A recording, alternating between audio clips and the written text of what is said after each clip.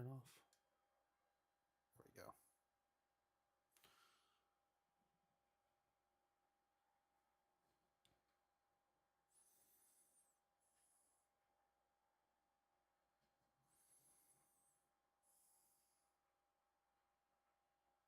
Oh, let me just put this back together. All right. Well, since no one's here, I'm just going to start preparing this, and then we'll pick up if anyone wants to come in for a group roast.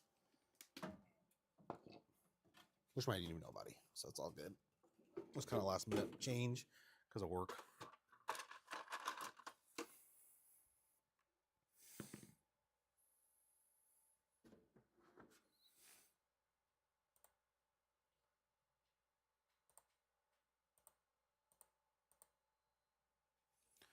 All right, well, let's put this away.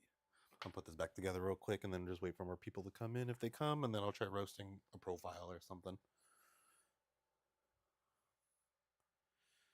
Where are all my tools?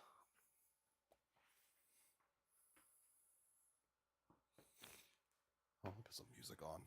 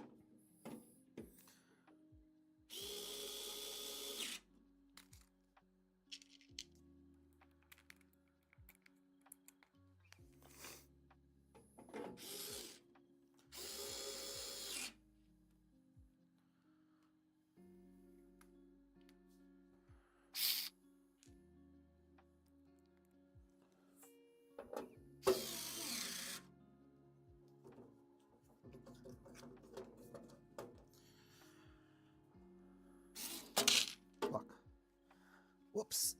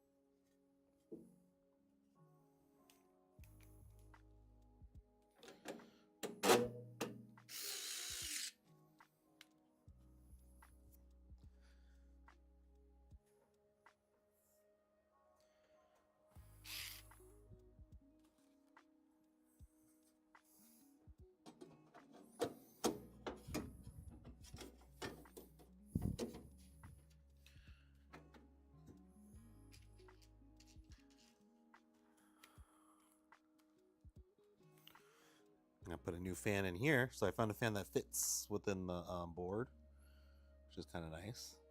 It's a 47 fan, 40 0, so 40, then 0.7 millimeter fan. So 40 millimeter fan, like 40 by 40, and then I think like the depth of it is like 7 millimeters.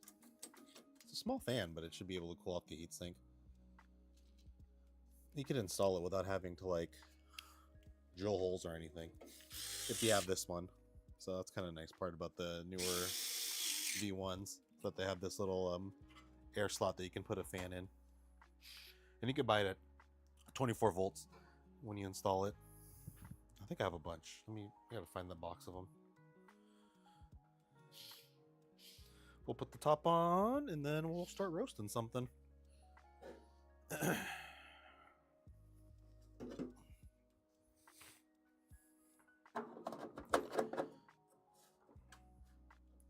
So today is supposed to be group roast day. I had added a later date or a later time, but I have to have work to go see a patient later.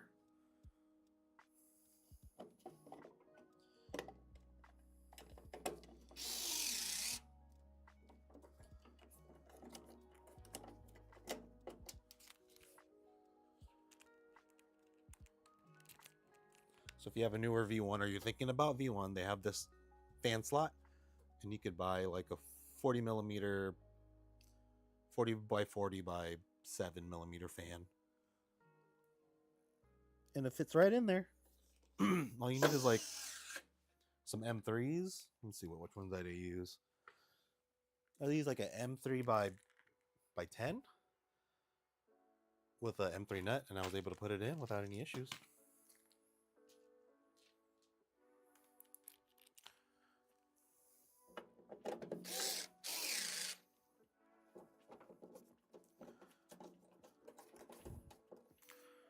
Okay, that's all good. That's in. That's in. Perfect. Clean this off. All right. So we got that here. Oh, make sure to put this back in. You don't want to cut up your AC line, or your not AC, but your mains line.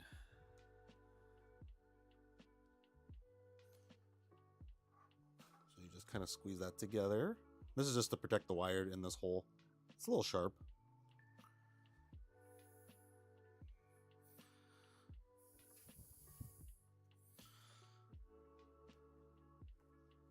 Put that in there. You shove that in here. Just press it on in. It goes in. And you can pull it off pretty easily too. You just tug it right here, and this will come right off. All right. So group roast. So what that is just, I try to make an event where we all buy the same bean. I try to share profiles, and then I want to try someone's profile. Let's see how they did it.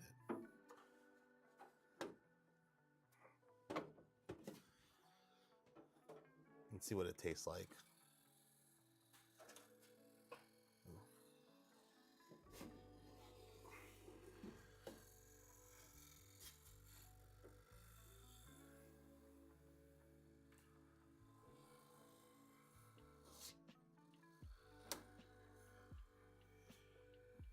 Might have to flip that fan over later.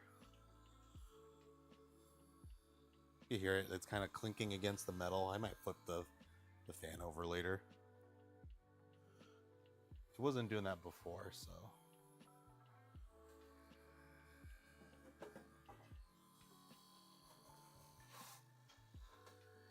Yeah, I might just flip it over.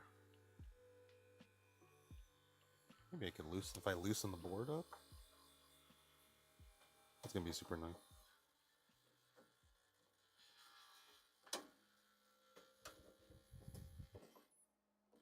There you go.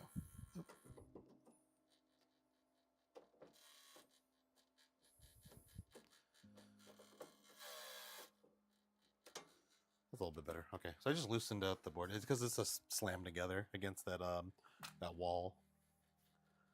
Let me see if I got any more of those fans. Yes, I do. So I bought a bunch of these fans, 24 volt. And they plug straight into the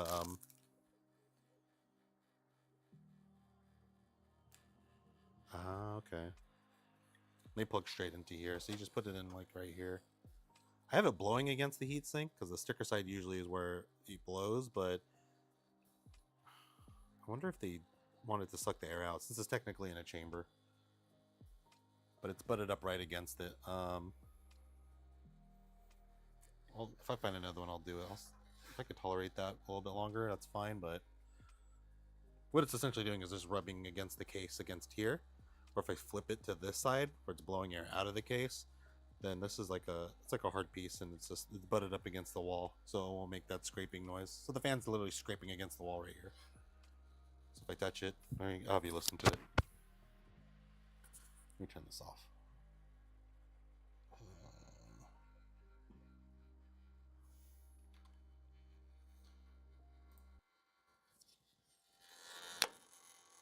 Look at that. If I were to like push, that's because the side of the fan's hitting the wall right here. But if I loosen it up and get it away from the wall, it'll stop making that noise. I think it might be better if I just flip the fan over, have that hard side right against here, and then I'll just blow air out. It doesn't really matter as long as you have airflow, but it does work better if you're blowing air onto the heatsink versus pulling it out. Although, if you're pulling it out straight into the path, if it's the air's coming through, the path is going that way, and the heatsink's right up against it, it's kind of like this.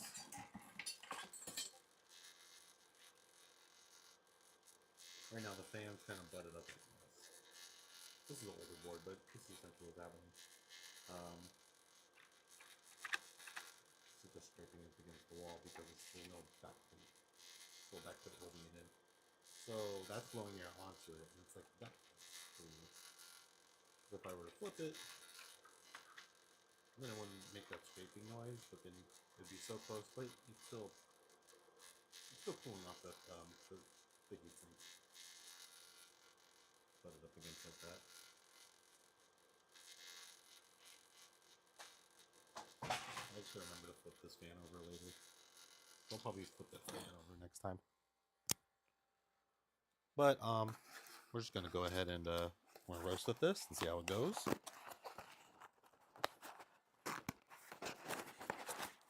the music back on. All right. A few things we'll try today. We're gonna use high beam. We'll see what profile I used last time, and I'm gonna make adjustments to it. It's gonna be a lot. I think I might charge it a lot lower. It might draw out the roast to be a little bit longer, but I'm shooting for the taste now. I'll try in like a fast style, but it might be better if I go a little bit slower, like a Nordic style that everyone likes, like that under 8 minute roast, the nice decline. RR.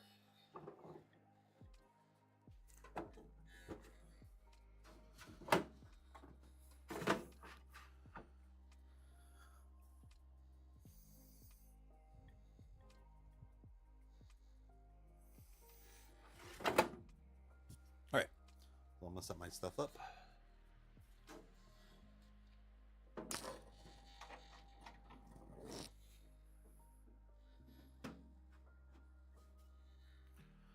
I guess I could set it up here.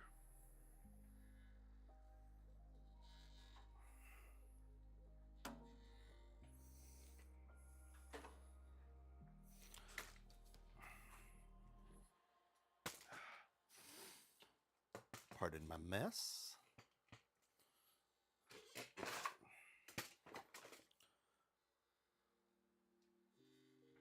Make a better view of this. There we go.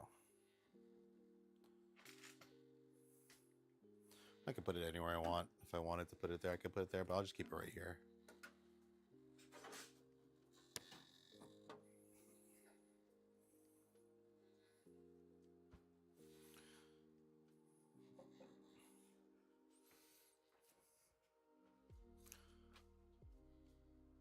I'm gonna turn on high beam.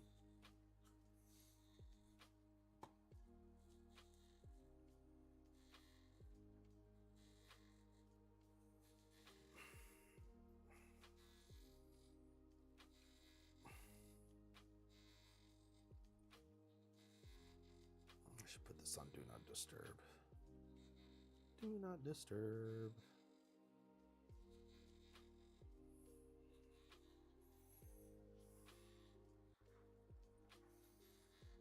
Oh.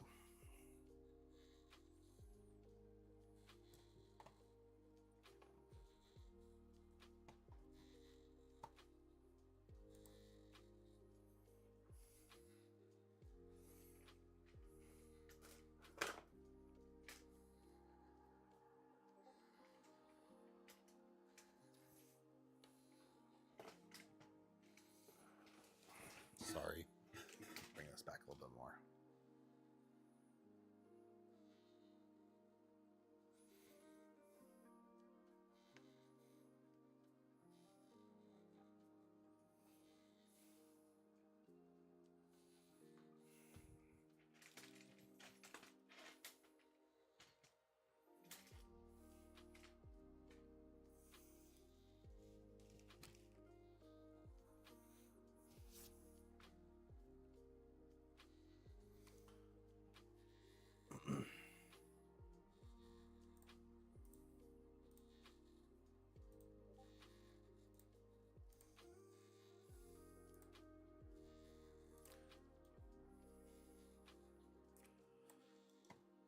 All right.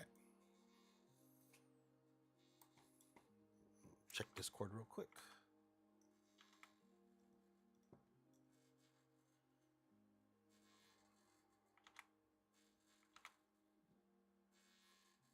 Yeah.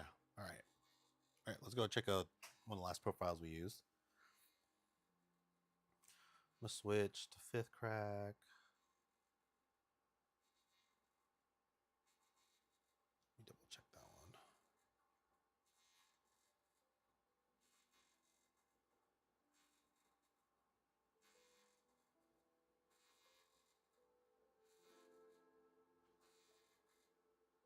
Nope, that wasn't it. That wasn't it. Did I save it?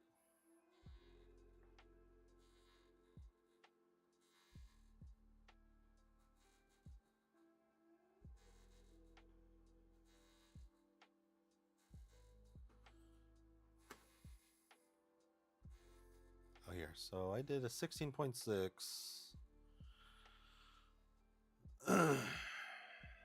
It's not the one I like. This is the one yeah, this is the one I liked. I gotta figure out how to get it on High Beam. So this is sixth crack. Oh, is that my default profile already? Nope. Maybe it's under default profile. Let's check it out.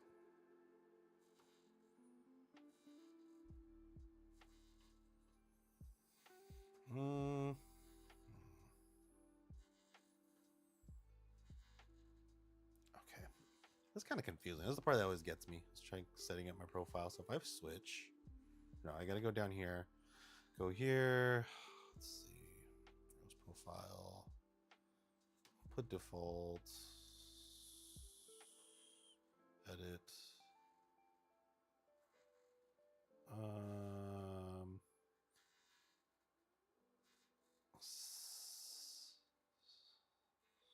Yeah, the 50.7 is the one I liked. So I'll confirm that. And you can do phase detection, all that kind of stuff, but we'll go to confirm. Let's see if that works.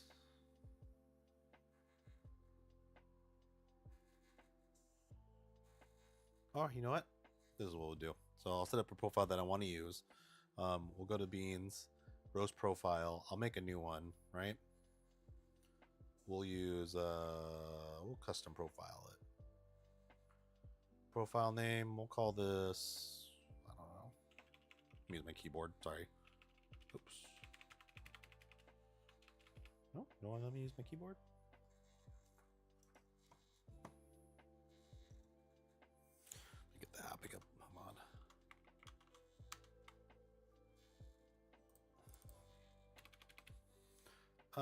For this one, we'll just call it, how about we just call it, we'll call group. Group roast Gesha. Confirm. Oh, I spelled that all wrong. Let's edit that name real quick. We'll edit the name.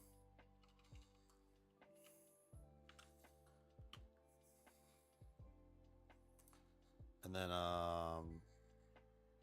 click here. So now we're gonna use a reference curve. So I'll edit this one. Choose a reference curve. I'm gonna choose.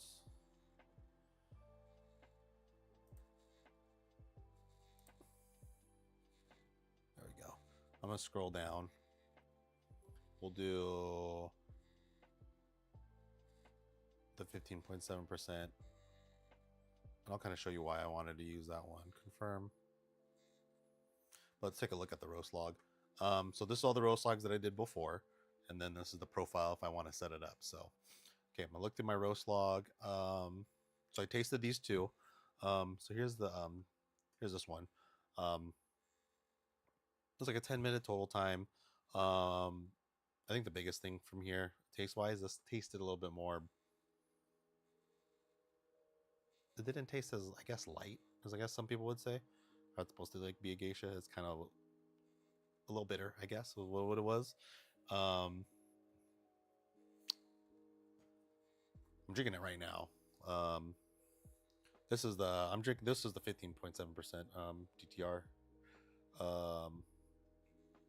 But anyways, the biggest thing was just the curve. If you look at the ROR curve,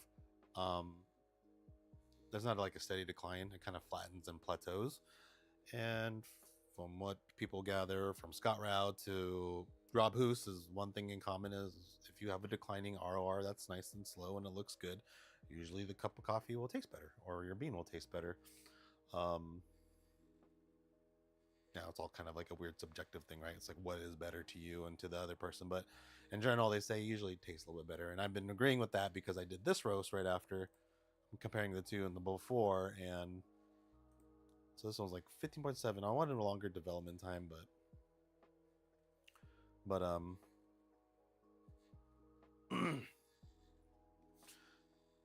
so right now this is kind of like, I'm trying to move this box. Oh, I could do this. There you go. The decline is a lot better. Nice slow decline. ROR. I mean, there's jumps, but usually those are me probably picking out the trier. People argue if I take out the trier, you're gonna affect the flavor. Blah blah blah. Whatever. They'll definitely mess with like the heat and the measure temperature settings and all that stuff when you take out the trier a lot. But I mean, I gotta look at the beans. I want to see what they look like, smell them, taste them at the end when they're not burning hot. So I still think 5 cents is still a lot better than just trusting the overall ROR curve. But as long as it's at a decline, sorry, work. Okay, but as long as there's a nice decline and it's slow and it's not like a dramatic drop, the flavor usually comes out good. And this is this coffee right now I'm drinking. So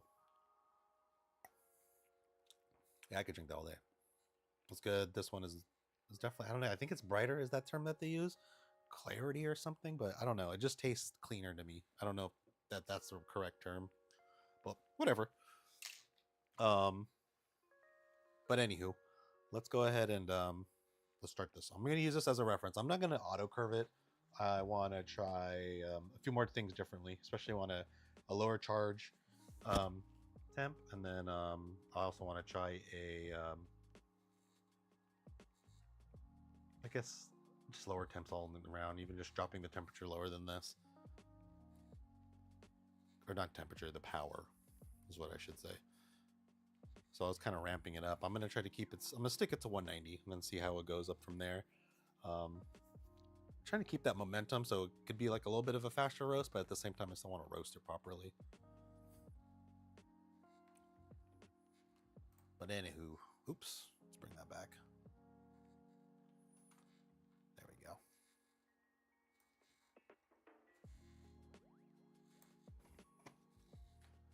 All right, So yeah, that's the curve I should be using as a reference. Let's go back.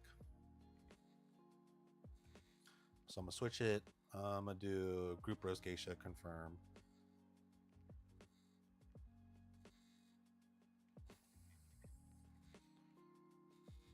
So I started out with 350, ended up with 292. Oh, you can't see that part.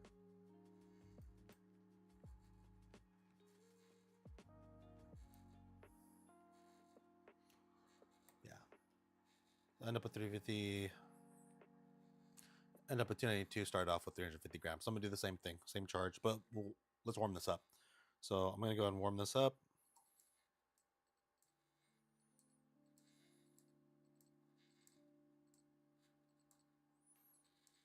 I'm also gonna put the drum on.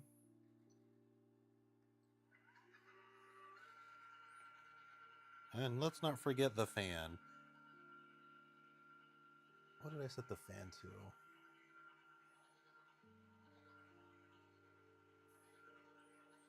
You know what? I'm just going to keep it at 30.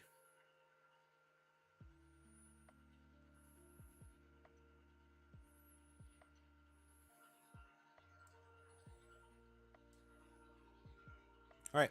So when I get to set up 30, this is my new little controller that we've been playing with. I think we're just calling it like the Ursa Major, Ursa Minor mod. The guy who made the code for it, his name is Bear, who came up with it. So we decided to go with the bear theme for it. So let's close off. Let's warm this up.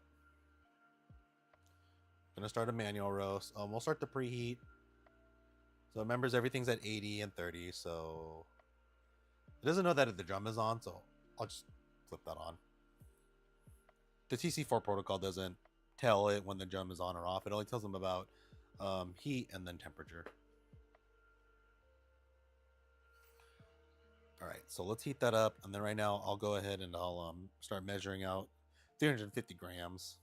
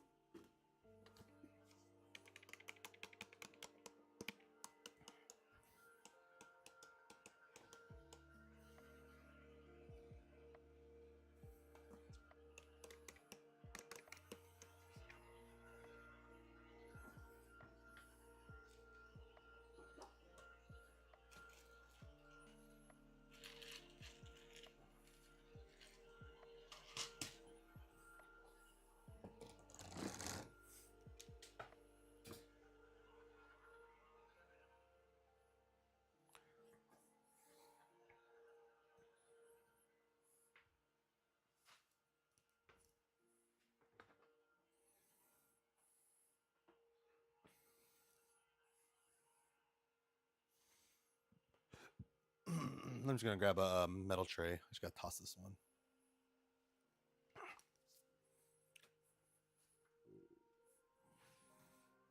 Be right back.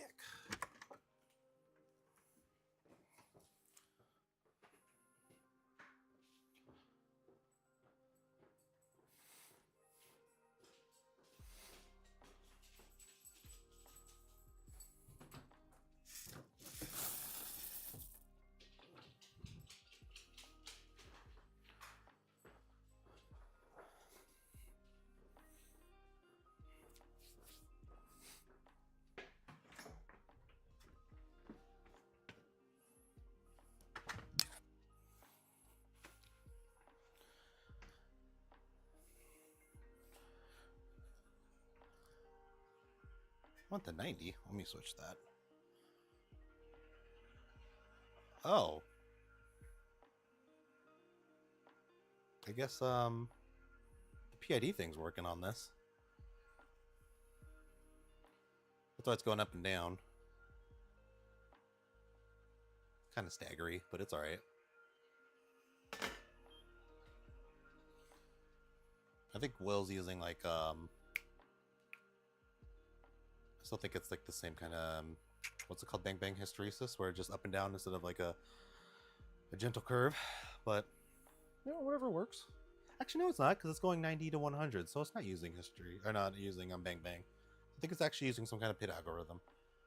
Because before it was using 100% then 0, and it was literally like on off, um, for preheating. But now it's kind of, you could tell it's going 90, 95.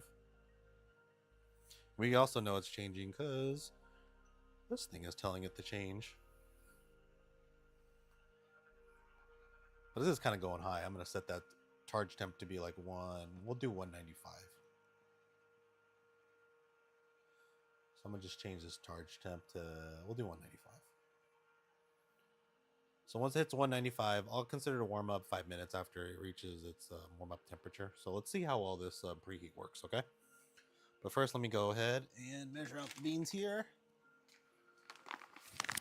I should probably not use this.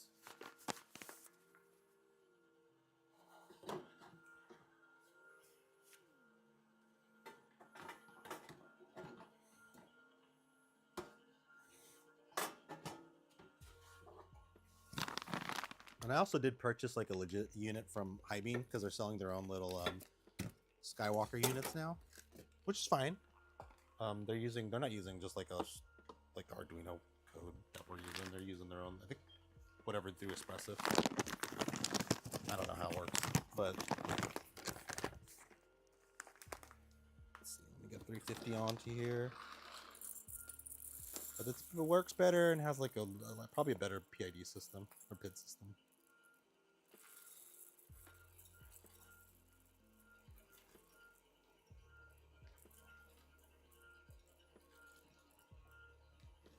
Oh, 360. Why did I jump so high?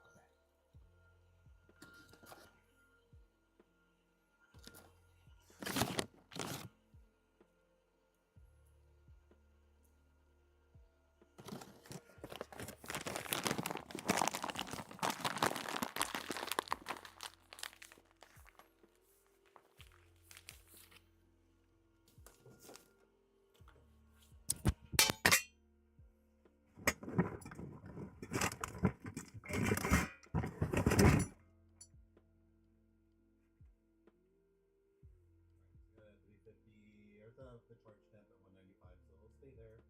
We're just gonna let it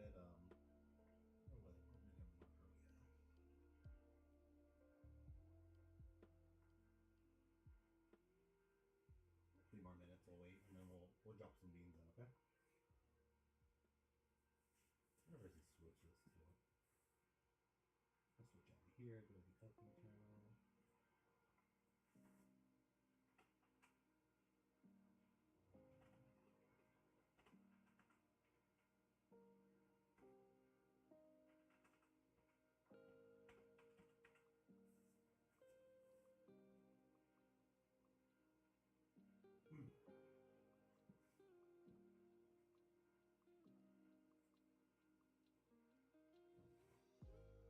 Right. Oh, covering it. My bad. Oh, my camera moved. Right. So starting up the roast. I think we got everything set up. We're at the warm up now, so I got what, 3 more minutes left? 2 more minutes left before I start charging or drop the beans in. So right now it looks like I think Will set up the PID system just for preheat. I don't think we're just ready yet to use PID for roasting because it's software right now. But I know in the Highbeam modules, I think he added a PID library, but we'll see. Everybody wants PID, but no one wants to spend the beans. You need you need a couple kilograms of beans to run through PID to set it up properly on your system. But,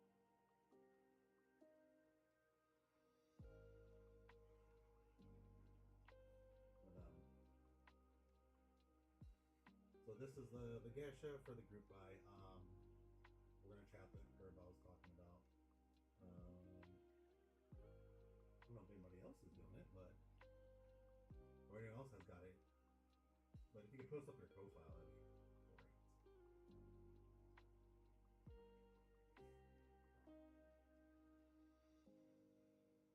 I wrote more of this from, so let that warm up a bit.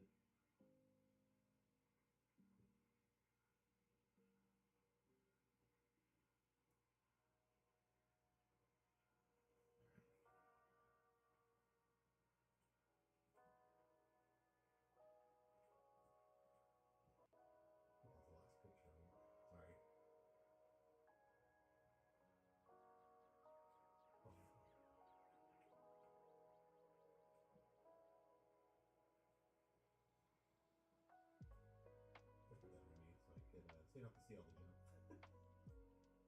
All the junk and the roasters I need to set up and send to people. And then I have to work on the group buy later. I still got my work later.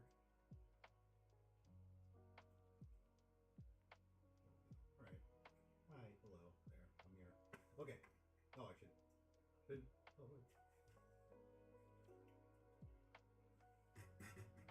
Hello. I dropped my mic somewhere. That's what I get for using this mic.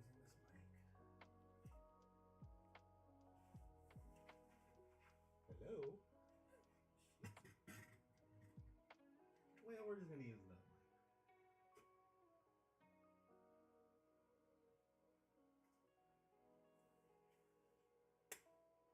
That other mic is bound to pop up somewhere else. I hope. Alright.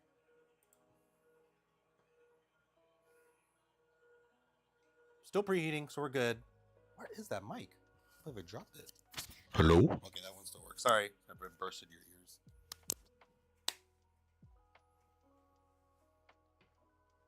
That's what I get for using magnetic mics.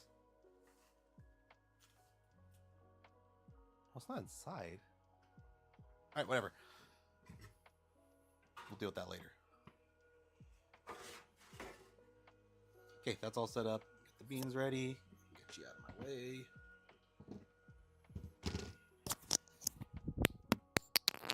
Probably where I dropped it.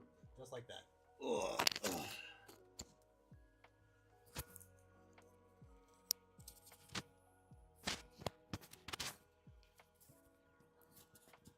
Okay, I think it's preheated long enough. You don't really have to preheat this for too long. People are like, oh, you have to preheat it for a while. I mean, you probably preheat it for like 5 minutes. That's what I do, at least.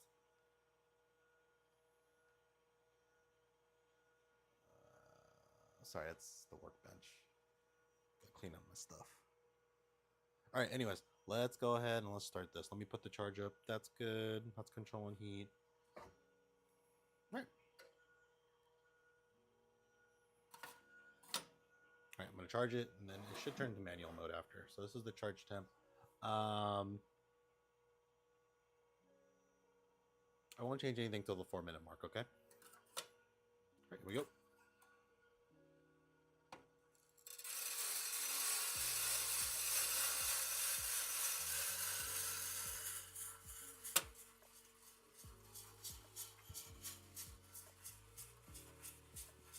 Oh, auto charge detected. Well, we're not going to follow this curve.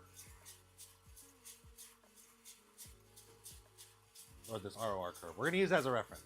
There's a few changes I want to do. Oh, why did it go to 100? So we're going to go to...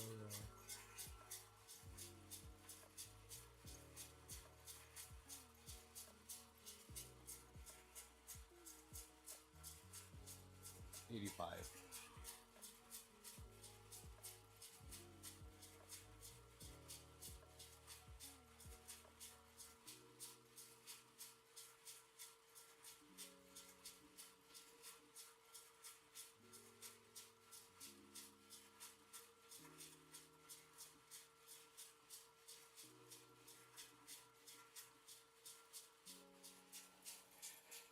We'll heat this bad boy up, and then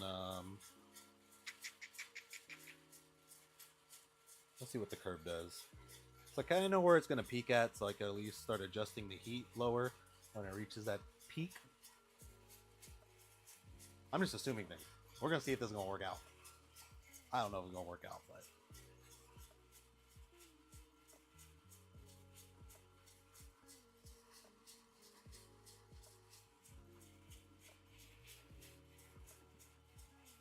I'm kind of curious if it does the same kind of thing where it increases, dips, and then goes back up.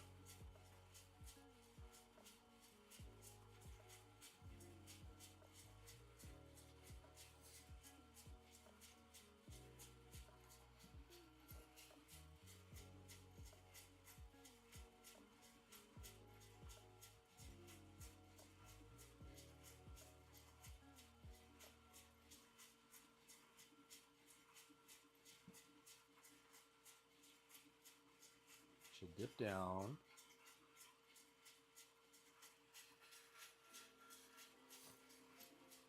And then go back up.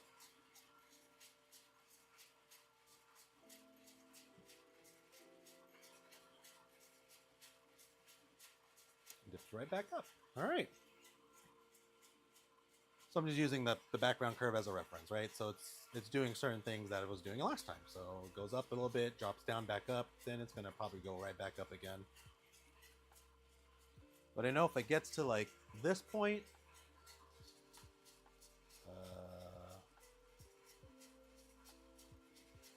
plateau a bit, and then it might spike up again, and then I'll start dropping the temperature down from there.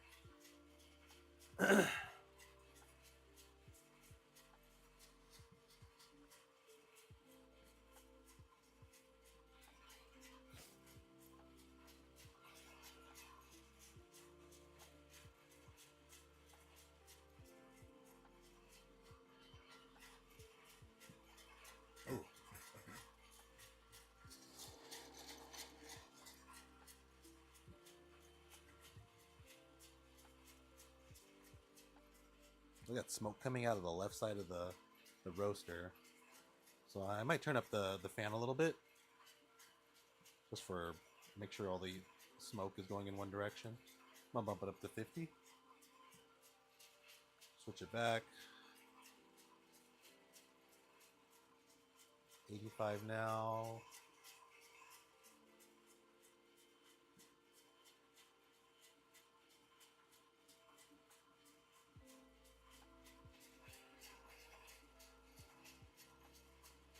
Might peak up higher one more time.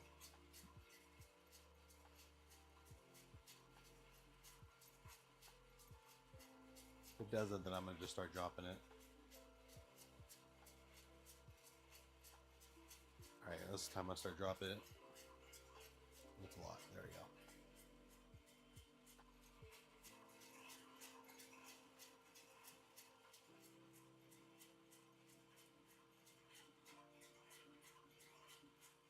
I think it's going to peak here.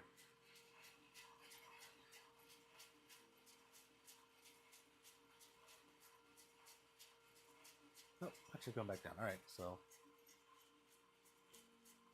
I could have peaked, I guess. I'm not sure. But I did drop it down a little bit. I'm going to check. 156. Let me check the... still a little bit yellow. So I'm going to keep going down there. I think I'm going to drop it further and keep... Let's just drop it down. Well, we'll do 50.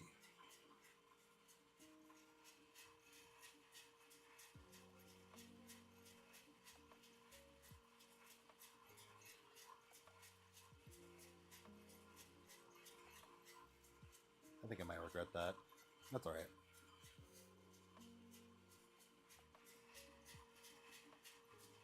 I should zoom in. There. You have to see all my very Charmin stuff. My bounty.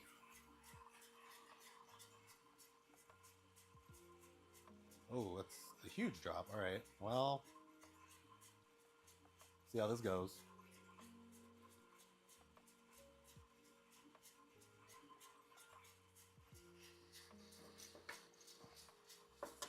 I marked the dry in a little late on this one.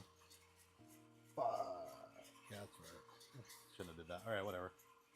This should go back down. I just took the trier out at that time.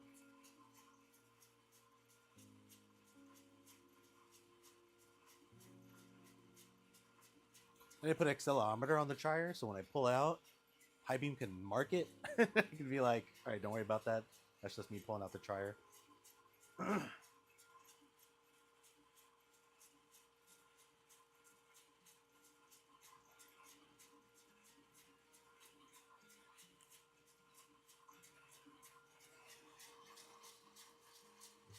Ooh, this is going a little too fast.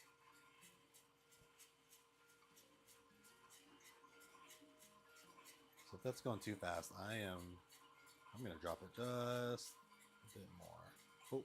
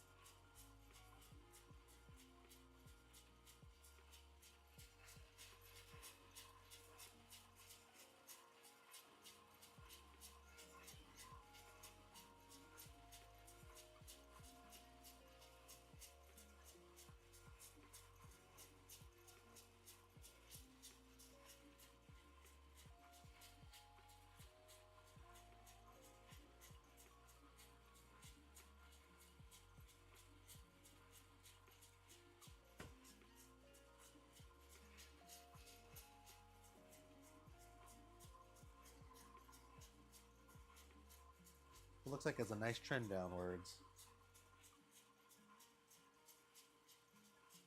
Maybe I'll get it under the 8 minute. Maybe we're gonna get a Nordic roast today. Oh no, it is 8 minutes. So okay. I don't know why I thought it was 6 for some reason. I got excited, I guess. All right, first crack should be coming pretty soon. It's expecting it at 187, so let's see how good high beam is. I heard 1, 2.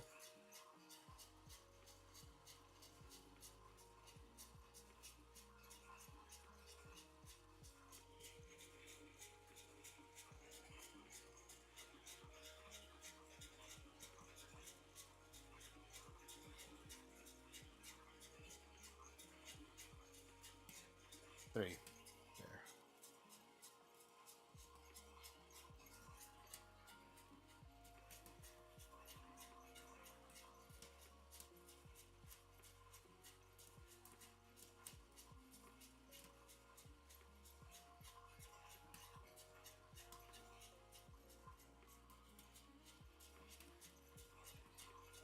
I swear that's one of the big indicators that its first crack is that temperature going right back up and coming back down.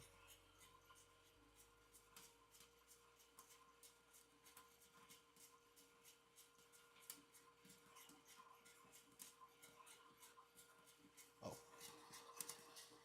I was late on that one.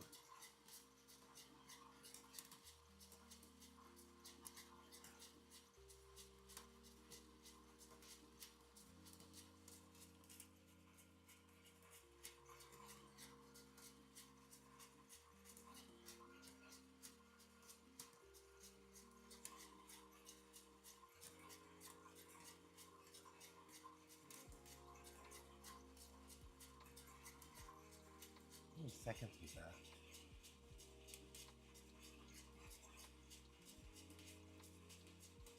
I wonder if I can adjust that. I need to adjust the first crack time on that.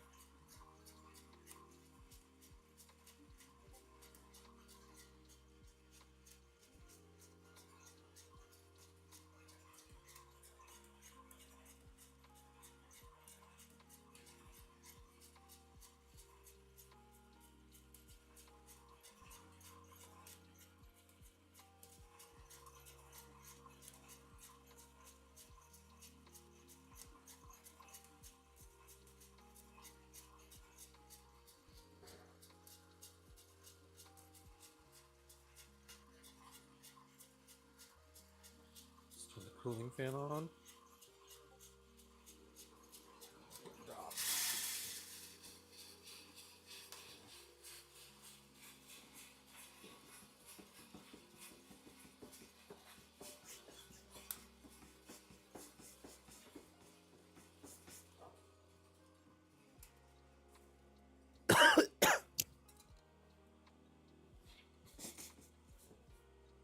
I got a burnty boy in that one. That one looked like he got stuck.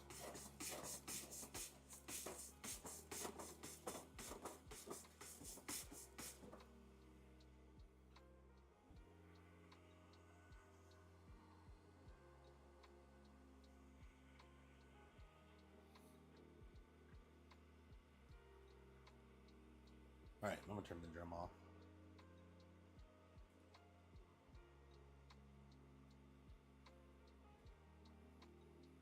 Oh, that turned off. Perfect.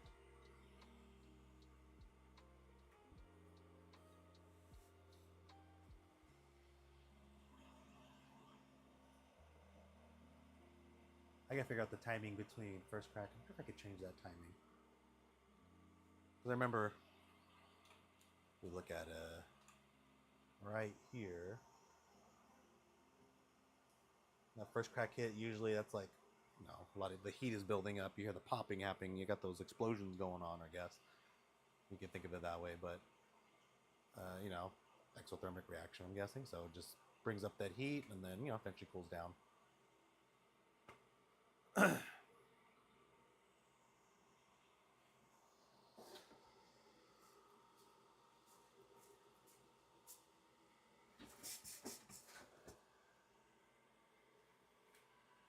Using fancy words. That's what I'm assuming. I mean, that's what I've noticed every time I've I've roasted that first crack happens, temperature goes up, comes right back down.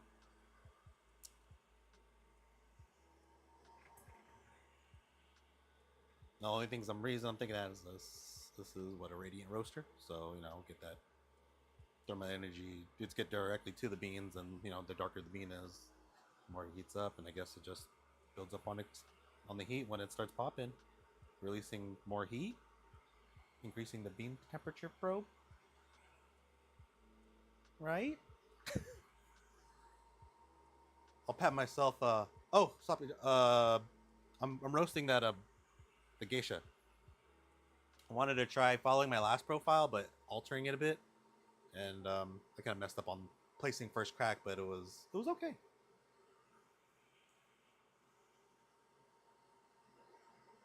I'm gonna see if I could find another example.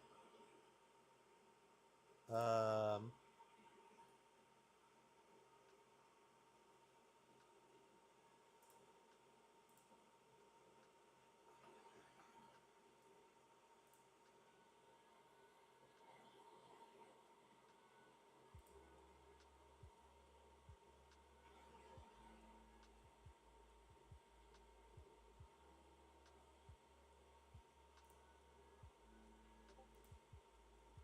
trying to find out. No, no, this one's from Bondi when it was on sale for 20%. I gotta call that guy back. He got a new shipment in. I want to see if I get some more from him. It was good. The guy from Sacramento, that geisha, that was a really good geisha.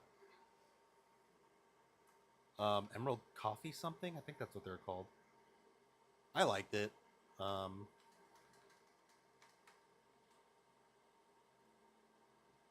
Trying to find his name.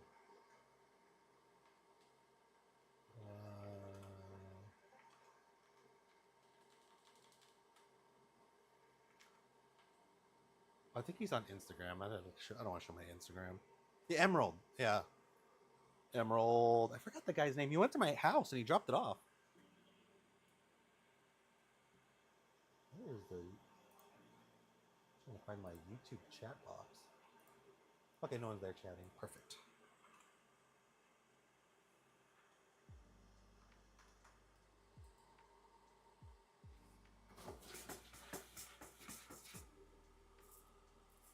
All right, cooled off already, so that's good.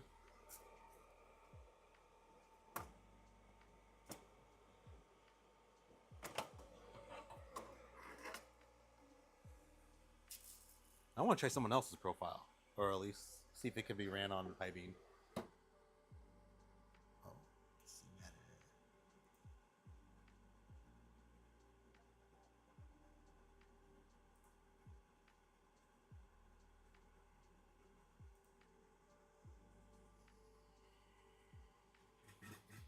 All right, let me put this in a baggie. Now I gotta make sure I label it. Heaven forbid I don't label it.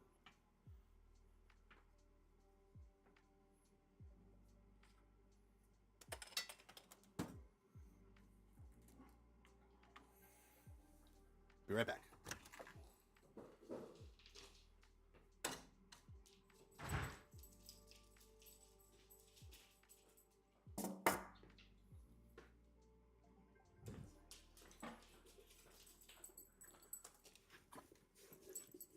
Oh, the kid's candy.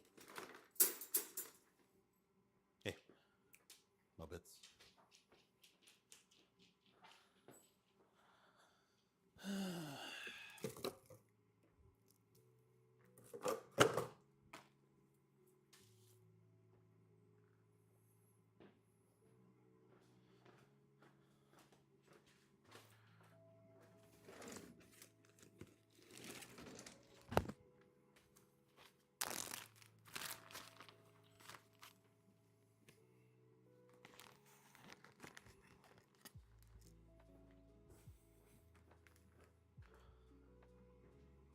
I forgot that I'm supposed to measure this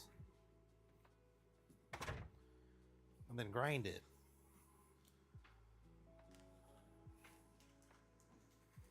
Ugh.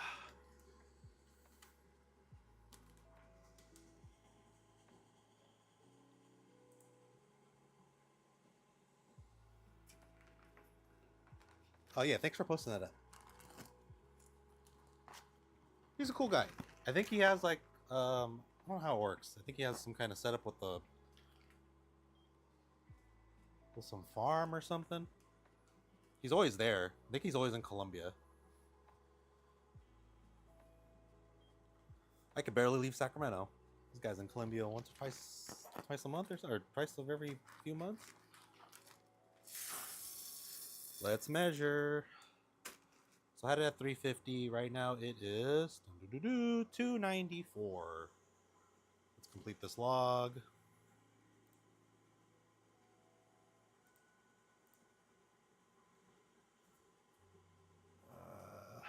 We started with 350, 294. 16% weight loss. Oh, it's his uncle? I just see him on Instagram all the time, and I'm always like, I want to go to Colombia. I swear that guy's Filipino, though. Unless his uncle owns property out there.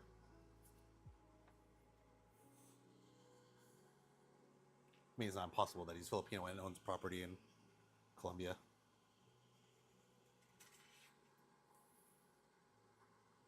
Should talk to him more. Oh, let me be back. I am going to get the Agtron meter thingy-mabobber.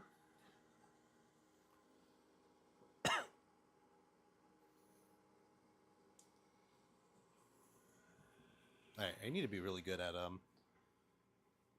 venting my stuff. As you can tell, I'm still not venting anything. It's probably because I don't know why I'm not venting it. It was really bad for me. I promise I will work on an exhaust venting solution when I'm done with all these roasters. Right, let me plug this in.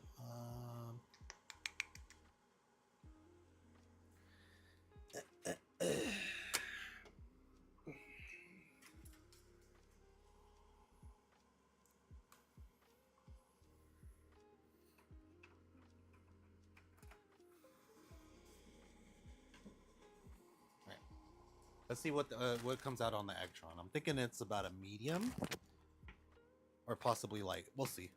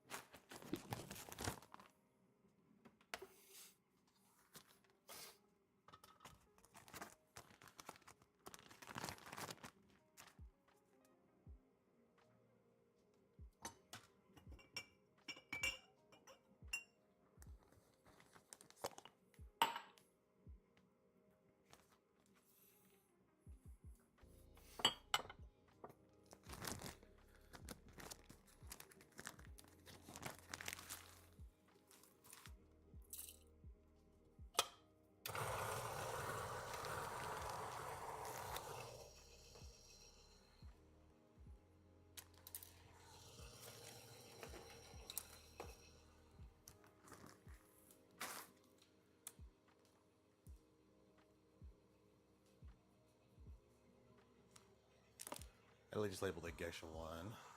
Remember that. Alright.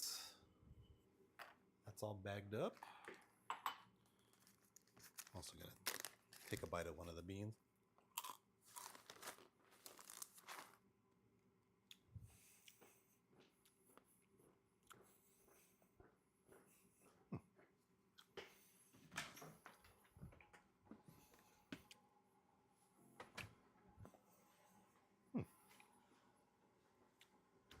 Not bad. I would snack on that. Alright, I just ate one. Alright, so we'll use my little what do they call this thing? I forgot the name of it. Roast meter? We'll use my roast meter.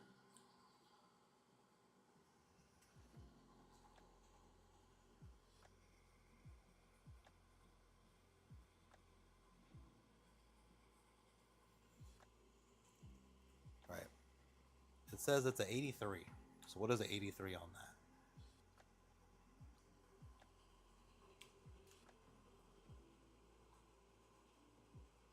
Can I put that until later?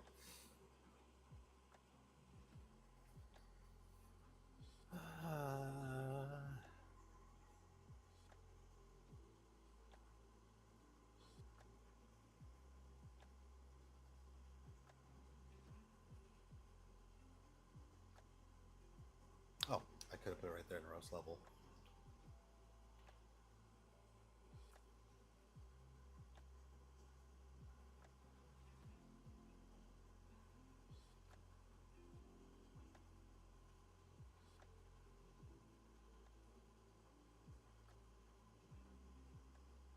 Really?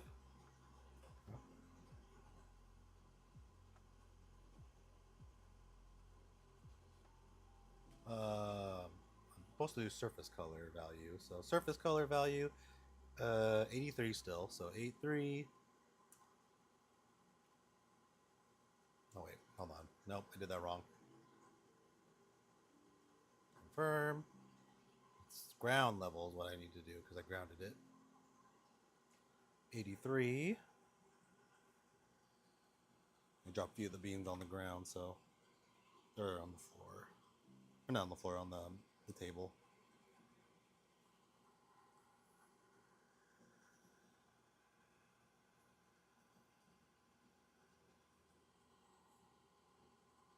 No, you know what? It's not gonna load. I need more beans on it. It's telling me it's a 70. Well, it thinks it's light, I guess, so we can get more beans on it. Ow, fuck.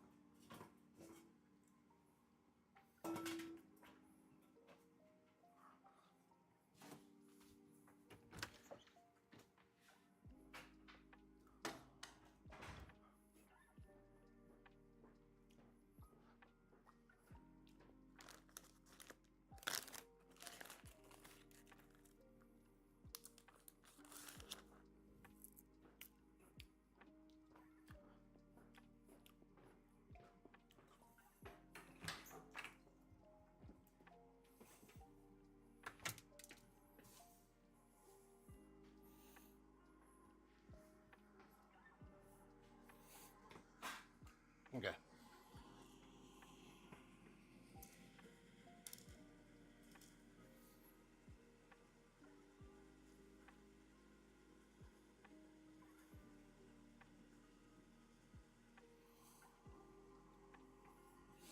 Well, the surface color says it's 68, so whatever. I think I'm supposed to do a ground, so I'm just gonna keep it at 83 for ground. So apparently this is very light. Let's see what it was last time.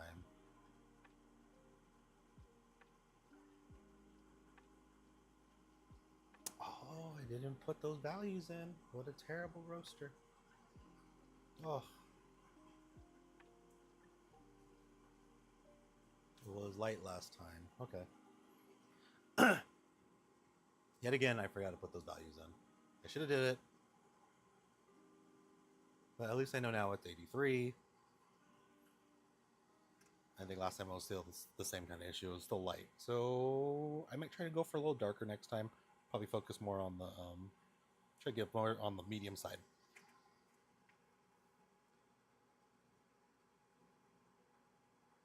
It was pretty good light, I'll admit. Alright. Alright, let's do this again. This time I will upload this graph. Actually, I'm going to keep the last graph on, since I messed up anyways. So, target temperature. Start preheating. I'll let that heat up again.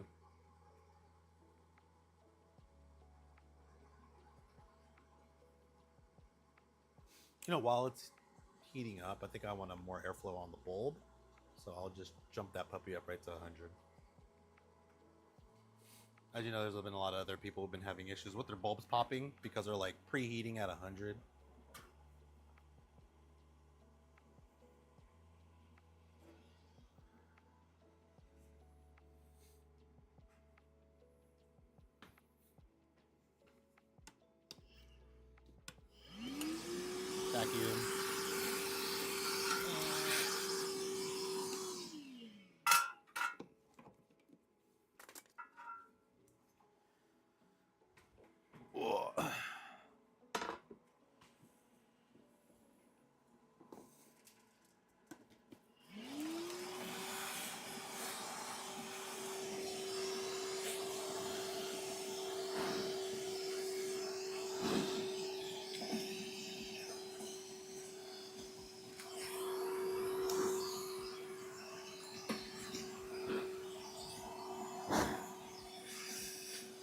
That's just me blowing into it.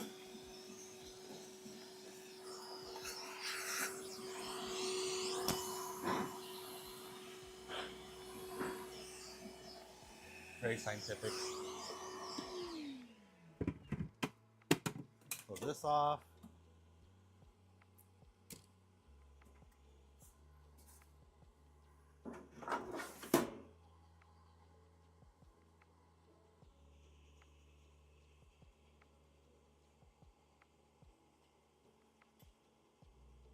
You preheat at 80%? You should. You shouldn't be above like 90% when you preheat, just because there's been a lot of issues with the bulb. Do I have a cage? Maybe I do have a cage.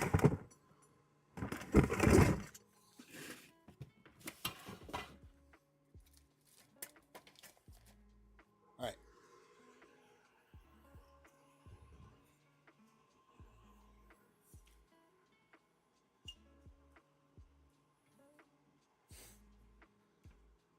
So, we'll go over the bulb real quick, okay? So the bulb.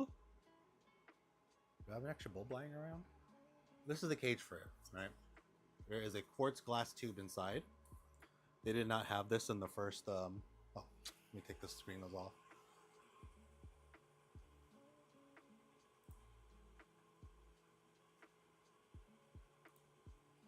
Ah, my pile of boxes. Go this way. I swear to God, I'll clean that one day. All right. We'll let that warm up. What you have in here is a glass. You have this tube holder. The original V1s, they didn't have this little quartz glass tube inside.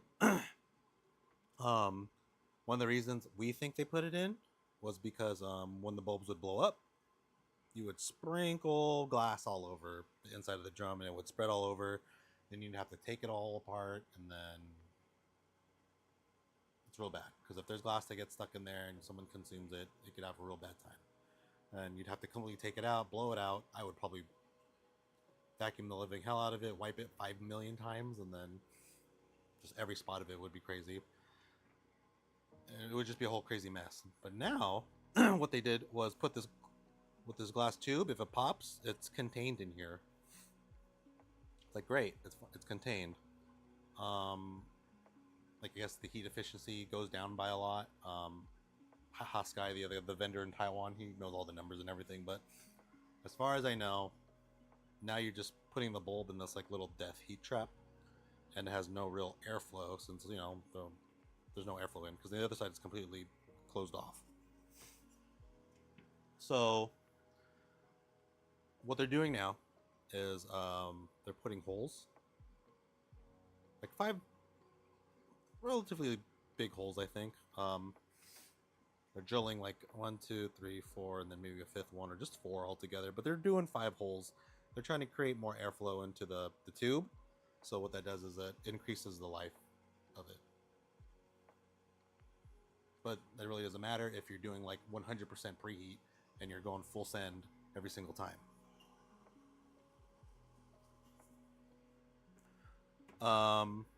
I mean, there's still people out there that don't have this. You don't necessarily need this, and but it's good if you do have a bulb that blows and it just captures it.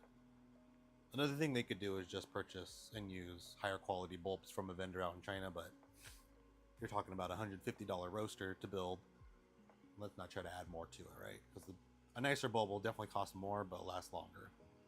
You can look at the Kaleido bulbs and even the Rubase bulbs. They probably have a really high quality vendor that makes them, and they probably don't break when they're going full send. Also, if you go 100% on this, you're gonna scorch the living crap out of those beans. So for those of us that don't have it, you can always get a drill bit. Now, do this at your own, do this, at your own risk. Some of them you can pull this out. I don't know how. I've seen people pull their glass tube out and show me. I think it's wedged in there by these little things right here. But what you could do is you could pull it out and then you could start drilling 5 little holes in here with like a drill bit. Going slow. Don't go fast when you're trying to drill steel. I think it's slow. Or the aluminum. Either way, just don't go too fast. Drill those nice holes in here, and then you can put it right back in. And that might be able to give it some more airflow. It should work, but I think just the overall holding design and the glass bulb is kind of, I don't know. There's a lot of, I guess, heat transfer you're losing out when you're using this glass bulb. But I don't know. That's what the vendor Haha Sky told us. And he's pretty. He's the guy with like the ultra modded out systems with like 2 bulb setups and near infrared bulbs. He has this new cool feature where it's like this whole thing has like a fan underneath, and it cools off the beans much faster than the 2 down here. So if you're in Taiwan and you want to buy a very fancy unit, you should call them. Anyways, I'm gonna check out somebody else's roast.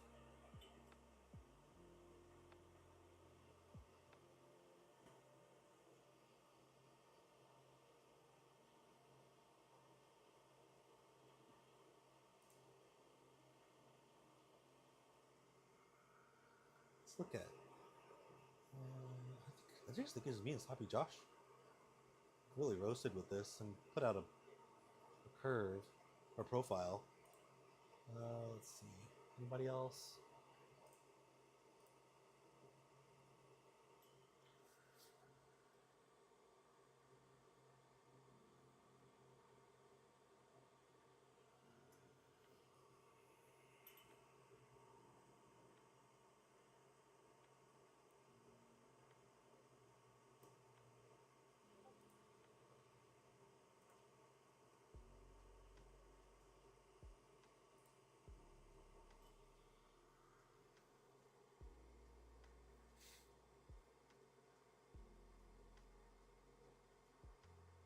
I'm actually just, what I'm shooting for is trying people's different roasts and just seeing which kind of profile I would like.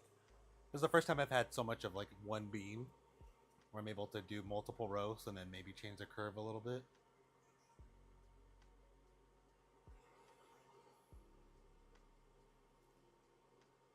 What are you charging at? Oh, let me look at your graph. Good dumbass. Hold on.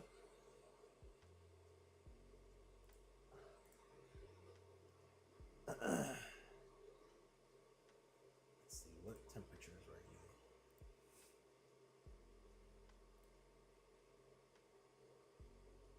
you? Let me. Oh god, I gotta calculate that. Hold on. 385 degrees. American.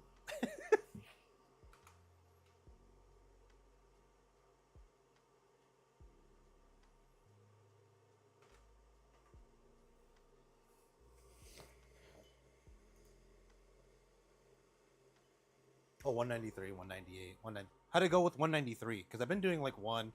I was doing 205 and that was way too much. But what I was trying to do was get that thermal, you know, that momentum going.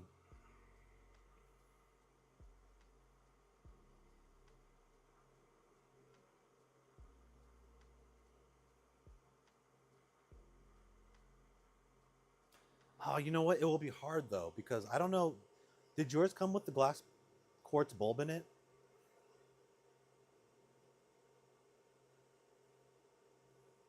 Yeah. So what people are telling me that quartz tube inside, I guess it affects the heat efficiency or whatever. It just makes it. Yeah, I have the old one too. It's still running, kind of. There's a lot of holes in it, but yeah. What I hear is like it doesn't get as hot as it would without that bulb, and you lose a lot of like heat.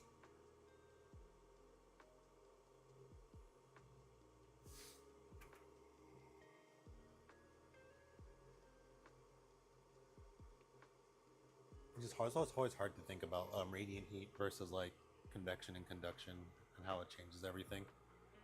Because now you're absorbing the heat versus the heat surrounding it, heating up the bean.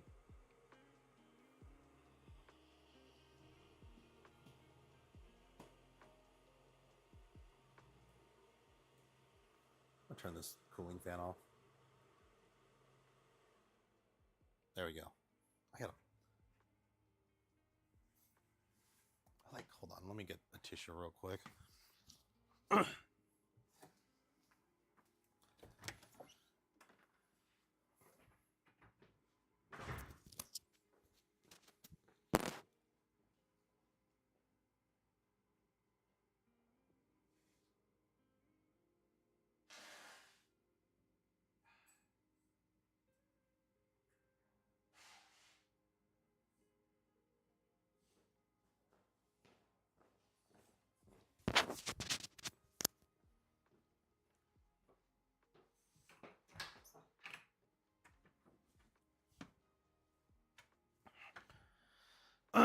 All right.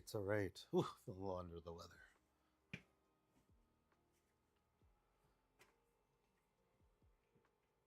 I put the cooling tray in the freezer, and when I hit first crack, I take it out.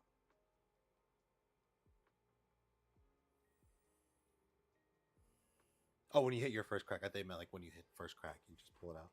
There's a YouTube comment, or YouTube chat. I should try that. We'll see how that works.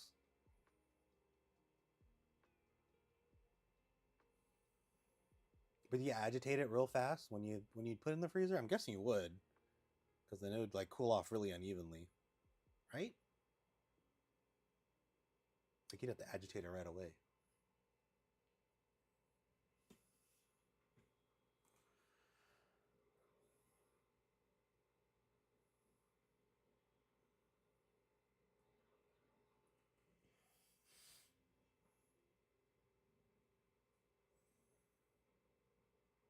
I wonder. Let's see if I had any tipping on this.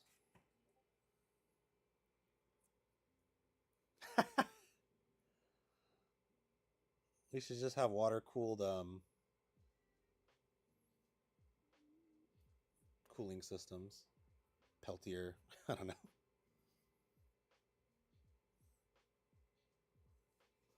I only noticed one bean that was completely black on one side, and that's probably because it jumped over the tube and got stuck again. Trying to see if there's any tipping.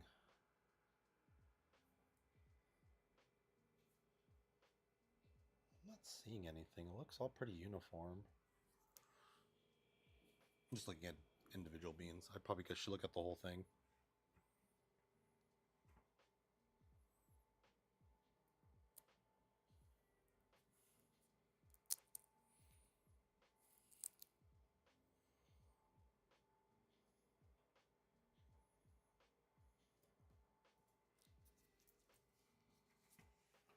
Is it still on? Yeah, it's still at 2:05.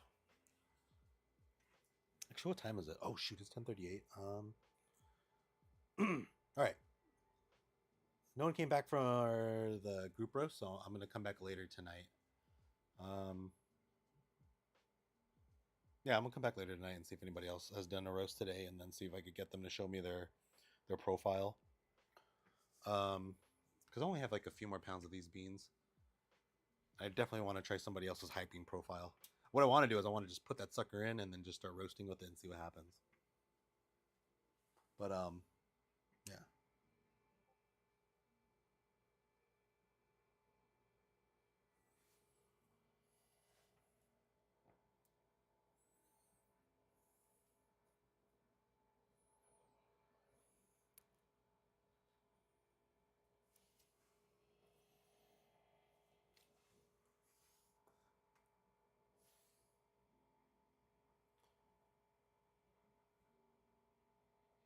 Did the tipping get worse or get better when you went to 193 degrees?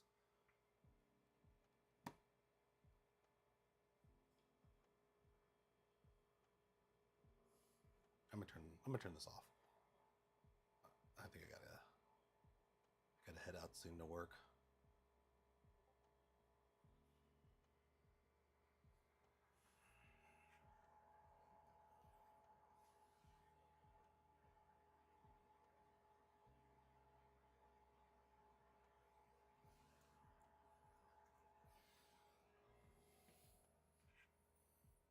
Can't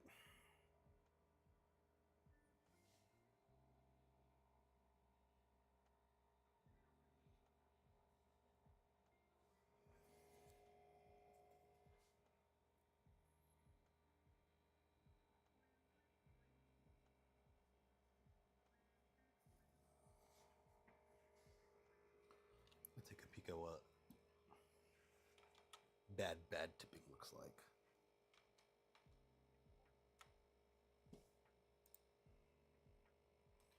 Bean coffee tipping.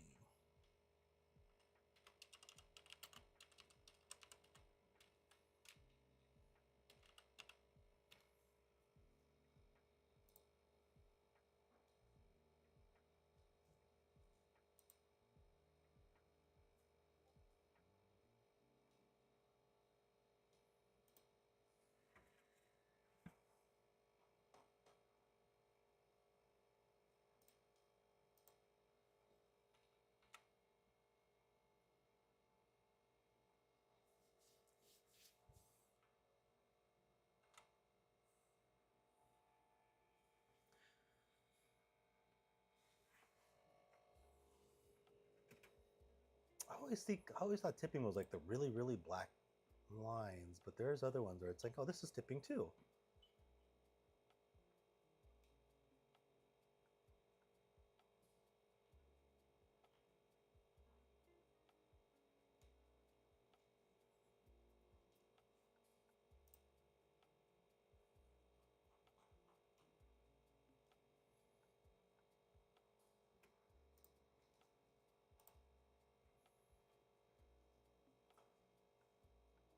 I don't want to get a membership.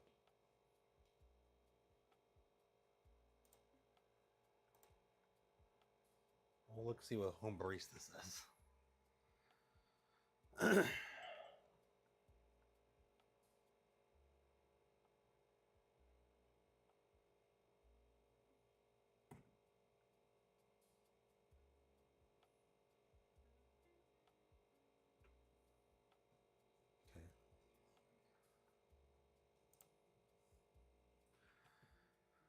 Now I'm just kind of curious about more tipping. I could kind of see it, but every time I looked up tipping or every time I seen it, it's always like the extreme case. Center line charring, too much heat.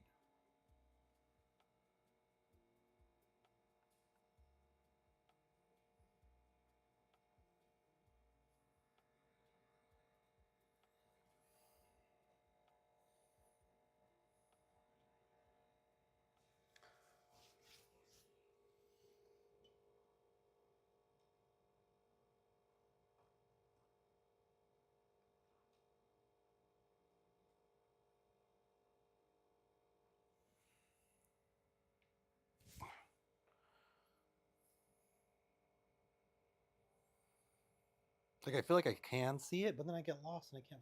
Well, there it is, and then I don't know. You got me stressing.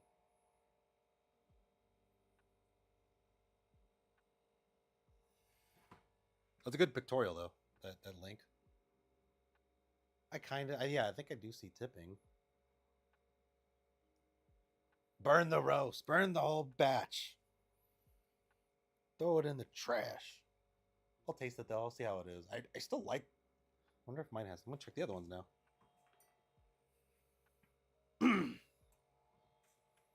One day I'll get to work. I'm gonna unplug my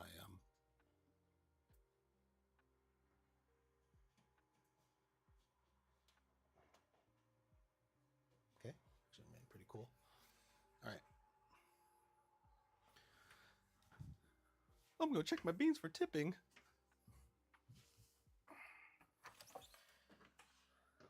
I always assumed like when I was tipping, it would be like a huge, big black hole.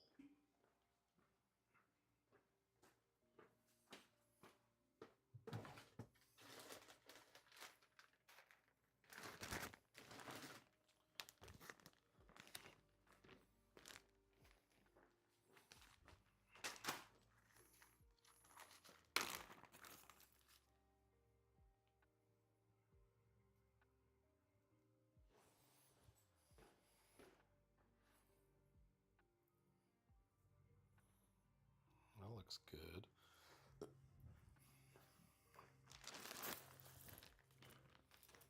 I'm trying to look at this Rwandan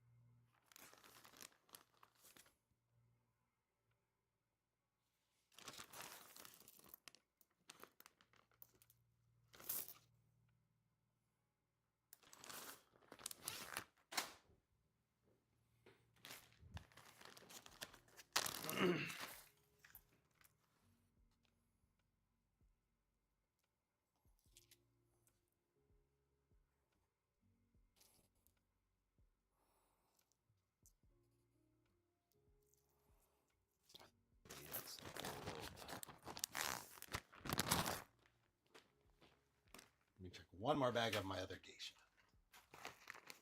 16.7.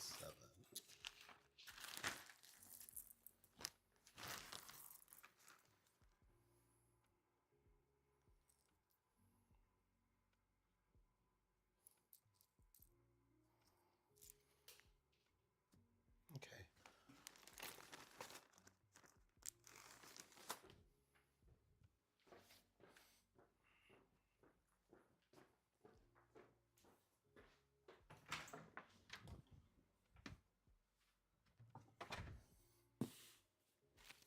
Yeah, I went to end up checking my other Gesha.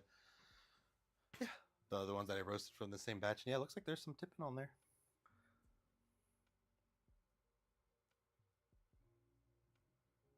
Yeah, all mine, those are, the last two are drinkable. One was a little bit bitter. Not bitter, it just didn't have like clarity. Like, I don't know what the word is. There's something of smoothness. I don't know what that's called, but there is an aftertaste I didn't like on one of them. And I'm trying to think of, let me show you which one.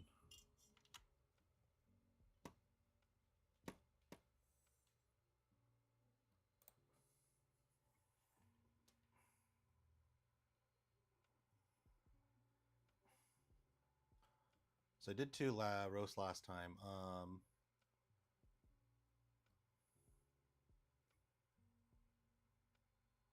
There was this one.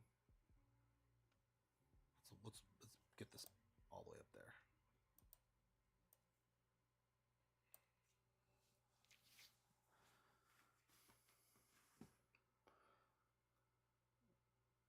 So this one was, the ROR was all terrible. It was pretty flat. If we go to the next one I did, this is the one I liked. This was a lot better ROR. And it's one of the things I was like, okay, now I can really believe that declining ROR does affect the taste. And the only thing I could describe the taste was, it was just, what's it called? It was smoother. It was just smoother than this RR was smoother. I usually do, when I do tastings, I do AeroPress, because I feel like when I make the same coffee on it, it always tastes the same. Like cup to cup, it seems to be consistent. But if I were to do a V60, it's crazy how much the flavor changes if I don't do the same thing over and over. But with the AeroPress, I feel like it's just easier to remain consistent. But at the same time, I've been looking at an X Bloom as in my like just having having a machine dedicated to making that same kind of cup with the same, I guess, recipe of brewing. And I feel like the X Bloom might be good for that. You know, any possible way to spend more money on this hobby. But I do like AeroPress because I always get like pretty consistent results with AeroPress. It's usually the same. But I would like to have just one here in my shop, right here on my desk would be, or not even a desk, close to my desk would be like an X Bloom as my like constant machine that's able to, replicate the same recipe over and over with minimal changes. Because with V60, there's like the way you pour can change the flavor. And I actually found that really annoying. Because I'd have the same coffee, I'm like, oh my god, this coffee tastes amazing. And then the next day I try to do it with the V60, I'm like, this coffee tastes like shit. It didn't taste as good as it did last time. And everyone's like, yeah, it's V60. It's the way you pour, because I guess I don't pour generally the same way. Then AeroPress is just easy. Toss the beans in. I do the inverted method, so I just weigh it, toss the beans in, measure it, and then you fill it up to 80 grams of water, let it bloom, and then stir it up a bit, and then I'll put the rest of like whatever milliliters I have for 16 grams of coffee.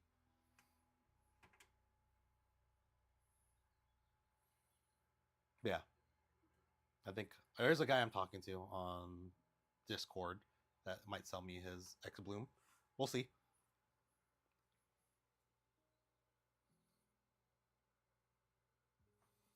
I should do. I really need to start doing espresso. I feel like maybe espresso might be a better way of tasting it. I just don't. I don't know what happened. Like I was really into espresso for a few, and then I started roasting more, and I really started liking coffee more. Probably because of my AeroPress.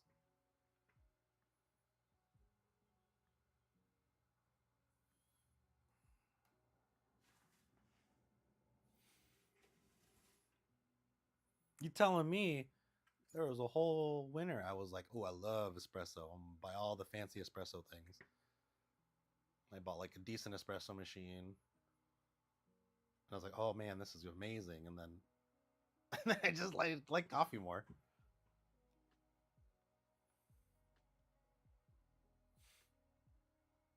Oh, you went through it? We went to tell us how it goes.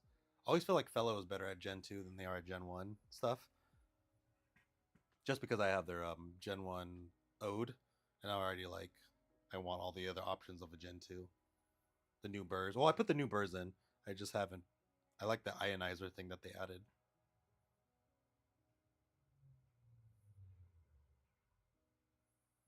It's still 1,300, right?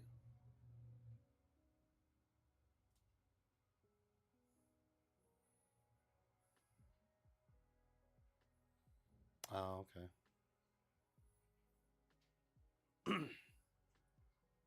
I think you'll like it. I'm hoping for the best for them. I like their stuff. I have a lot of Fellow stuff. I didn't realize that. The Ode grinder, the Stag kettle's really nice.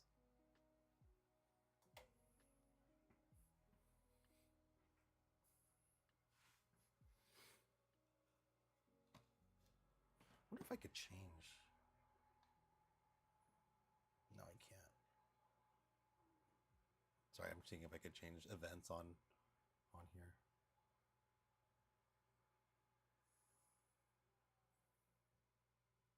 Ah, that's what I get for doing first crack at the wrong time.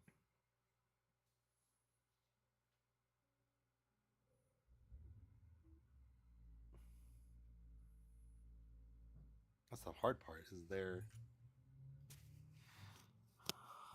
when is NDA open for the reviews? Actually, let me see if I could find this other. Put this here.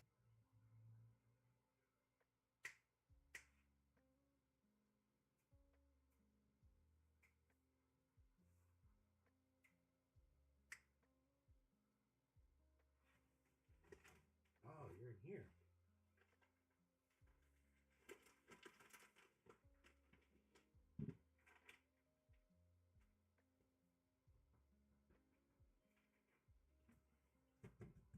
Okay, I think I found my mic.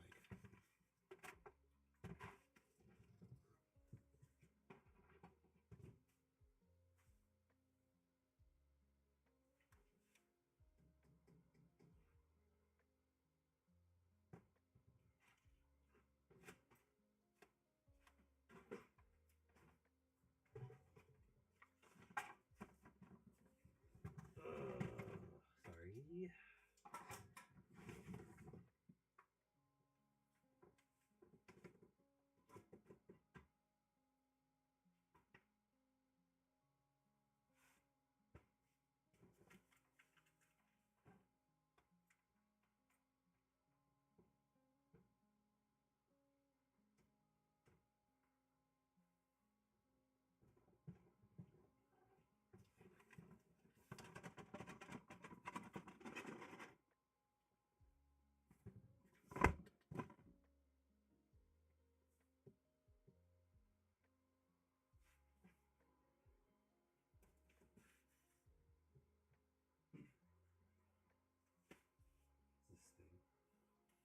thing.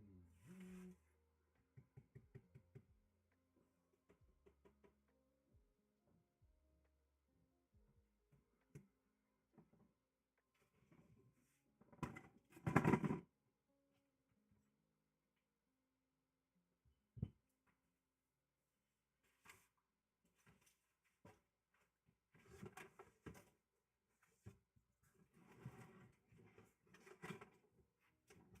If I move this. Sorry, I'm gonna look for my mic and then I'll probably head out.